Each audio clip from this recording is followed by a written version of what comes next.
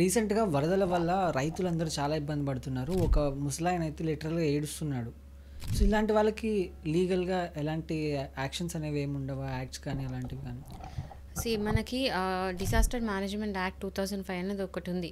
ఏంటంటే ఒకవేళ డిసాస్టర్స్ ఏమైనా అయినాయి అంటే న్యాచురల్గా అయ్యే ఫ్లడ్స్, న్యాచురల్గా అయ్యే డిసాస్టర్స్ ఏమున్నా కూడా స్టేట్ గవర్నమెంట్ లయబిలిటీ తీసుకోవాలి.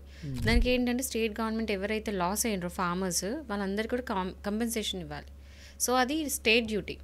జనరల్ ఏంటంటే ఇప్పుడు ఇంకోటి ఏంటంటే ఇన్సూరెన్స్ కూడా ఉంటుంది ఫార్మర్స్కి. ఎట్లా అంటే ప్రధాన్ మంత్రి ఫసల్ బీమా యోజన అని ఒకటి ఉంటుంది.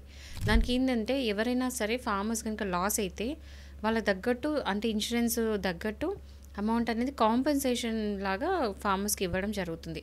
సో ఇదంతా కూడా స్టేట్ డ్యూటీ. ఓకే, ఏ స్టేట్లో అయితే ఇవన్నీ జరుగుతున్నాయో స్టేట్ గవర్నమెంట్ తనని తాను రికగ్నైజ్ చేసి కంపెన్సేషన్ అని ఇవ్వాలి. కానీ ఇది ఎంతవరకు ఇంప్లిమెంట్ అవుతుంది అనేది పెద్ద క్వశ్చన్ మార్క్. అంతేనా? ఎందుకంటే అంటే ఈ ఇయర్ చాలా వర్షాలు ఉన్నాయి, చాలామంది ఫార్మర్స్ లాస్ అయినరు. అంటే మీరు అన్నట్టు చాలా డిస్ట్రిక్ట్స్లో ఫుల్ వర్షాల వల్ల మొత్తం వల్ల అంత క్రాప్ అంతా కోల్పోయినారు. సో ఇదంతా స్టేట్ గవర్నమెంటే న్యాచురల్గా రికగ్నైజ్ చేసి ఈ ప్లేస్లో ఈ ఫార్మర్స్ ఇట్లా లాస్ అయినరు, వీళ్ళకి ఇంత కంపెన్సేట్ చేయాలని చెప్పేసి గవర్నమెంట్ కంపెన్సేట్ చేయాలి.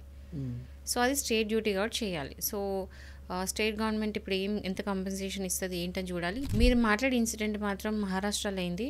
సో పాప ముసలాయన చాలా అంటే వాళ్ళ పిల్లలకి ఇలా ఫర్దర్ అంటే డబ్బులు ఎక్కడి నుంచి వస్తాయి, మొత్తం లాస్ అయిపోయింది, ఫర్దర్ డబ్బులు ఎట్లా అని చెప్పేసి ఆయన ఏడుపులో క్లియర్గా కనిపిస్తుంది ఆ వీడియోలో.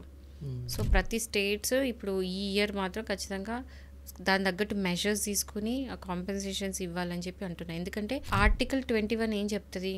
Right to life and Liberty. So right to లైఫ్లో ఏంటంటే ఎవరైనా సరే ఇప్పుడు అంటే అసలు కనీసం లైవ్లీహుడ్కి ఇప్పుడు ఇందులో మాత్రం రైట్ టు లైవ్లీహుడ్ వస్తుంది. సో లైవ్లీహుడ్ అంటే ఏంటంటే ప్రతి ఒక్కరికి తినడానికి, షెల్టర్కి, బట్టలకి అంటే మినిమం అమ్యూనిటీస్ ఏవైతే ఉంటాయో అది మినిమం స్టేట్ గవర్నమెంట్ ఇవ్వాలి, ప్రొవైడ్ చేయాలి. దాన్ని రైట్ టు లైవ్లీహుడ్ అంటారు. సో ఇక్కడ వాళ్ళకి బేసిక్ ఫుడ్ కూడా దొరకని సిచ్యువేషన్లో స్టేట్ గవర్నమెంట్ ముందుకు వచ్చి ఏమంటారు యాక్షన్ అనేది తీసుకోవాలి, దాని తగ్గట్టు మెజర్స్ అనేది ప్రొవైడ్ చేయాలి.